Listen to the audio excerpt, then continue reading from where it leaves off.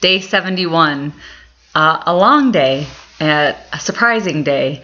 You probably have already seen the news coverage of what happened, so I'm going to talk about that more than I'm going to talk about any of the bills that passed today, although there were a lot of them. So there were some really bad bills that passed on second reading in the Senate yesterday after a lot of discussion. The Senate doesn't have the time limit rules that we have, and there were a couple of bills that had a lot of debate. The Democrats and some of the Republicans were really upset about these terrible, terrible, illegal, unconstitutional referendums. Apparently, it was also illegal referendum day in the Senate also. One senator was so disgusted with what happened yesterday, he left and was not in the Capitol today for third reading. There's a rule on the books that says if 15 members, I think 15, support what's called a call of the Senate, and then every member of the Senate has to be brought in before any business can be undertaken for the day. And so what I think was going to happen was the Senate started and a senator was going to stand up and make this motion. And if the leadership wouldn't have known about it, he would have made the motion and they kind of would have been forced to do a call of the Senate and go and look for this member who was not present and wait until he was brought in to have the business. But what happened was, I don't know why, but the announcement was made, or the rumor was let out of the bag that this call of the Senate was going to happen. And I actually think that might have been let out of the bag because we kind of have these gentleman rules of etiquette between the two sides, the Republicans and the Democrats. Before a blast motion, the leadership says, you know, this is what we're going to blast today, and everyone has a chance to decide what they're going to say ahead of time. None of the stuff is really a surprise. And so really in the interest of working together and just being gentlemen about it, the Republican leadership knew that this call of the Senate was planned. Well, instead of not beginning for the day, or instead of just following the rules, because this is in the rule book, this is allowed to happen, what happened was the Senate convened, the senator stood up and made his motion, and the president ignored it. I was there. By luck, we had not started yet, and I happened to just walk over to the Senate. Our speaker was missing, and it was rumored that he was not going to be there because something was happening in the Senate. And so I went over to watch in the Senate, and I just happened to walk in when the senator made his motion and he was ignored, and that is a violation of the rules that we all agreed to. And so it prompted the Democrats to stand up and demand to be heard. So they're saying, hello, he's making a motion, you have to recognize him, and the president's ignoring him. And the more the president ignored him, the more the Democrats demanded to be heard. And so it escalated until it was an outright protest. And there were chants of follow the rules. There was clapping and stomping. They had to quiet the gallery until the gallery was doing fingers in support because they're not allowed to make noise, or pumping their fists. Then they were told they could not do that.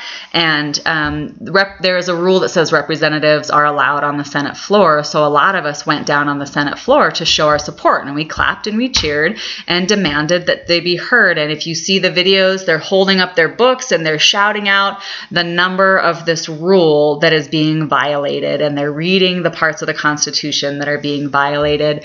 And I don't know what else there is to be done if free speech and the rules of the House that we have all adopted are not going to be agreed to. I don't know what else you can do. So while all this chaos and stomping and shouting and clapping is happening, the president of the Senate is doing his business as normal, even though no one can hear him. The clerk is reading the title of the bills. He's asking if there's any discussion.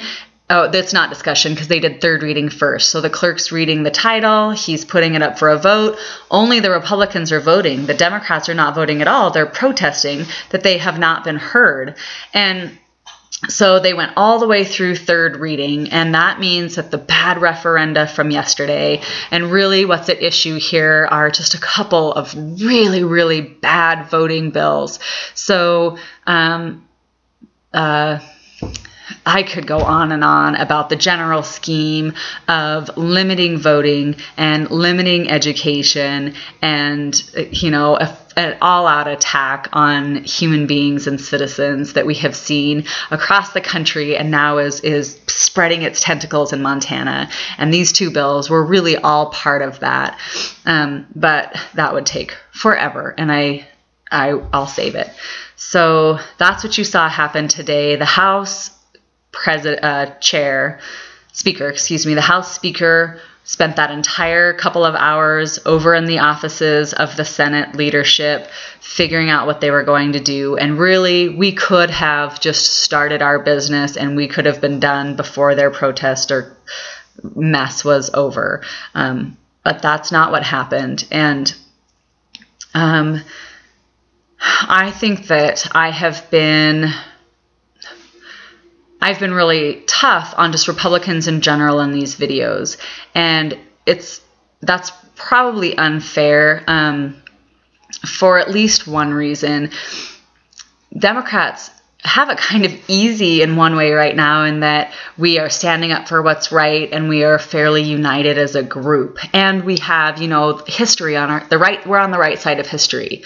We have this weird split in the Republican Party where they have the people with the most money, the out-of-state money, the dark money, are very vocal and very outspoken, very abusive and threatening, and they are controlling the Republican Party in Montana. And so when I say the Republicans and those guys, it's my expression of my overall frustration with really the fact that this at least handful, probably 10, 11, maybe 12 Republicans that are in the House are not being leaders. They are so threatened and punished by the Tea Party and the dark money members of their own party that they get influenced to vote on these really bad issues. And they really are voting against their conscience. I do not believe after communicating with these people that this is truly what they're for, but they get told by these people with lots and lots of money, if you don't vote with us, we'll primary you and you'll never have a voice again. Well, they're just like me. They want to have a voice for the people that they represent. And so they're kind of, it's not nice to say they're selling out, but they are being threatened and then folding to this really extreme faction of their party. And it really is time in Montana for either the moderate Republicans to stand up and be leaders and say, no more, we are not worried about being primaried, we're going to stand up for what's right, or for that party to just split into two or three, because we really do have Republicans who are not in agreement at all with the people who are running the show, which are more libertarian Tea Party folks, who are here with out-of-state values and out-of-state money. And when I say not representing Montana values, that's really who I'm talking about. And you can see it in the votes. You really can see it in the votes. So back to these rules, I don't know if you've noticed or not, but I belong to a union. And the great thing about a union is that we and our employer sit down and negotiate a set of rules, and we put them in writing, and there are serious consequences to not adhering to those rules. We can be fired if we don't follow the rules, and we can either sue or strike or slow down if the employer doesn't follow the rules. And it's civilized. That is an agreement between people, and we all follow the rules, and we move forward, and we get things done. And I so clearly understand that because I'm in a union.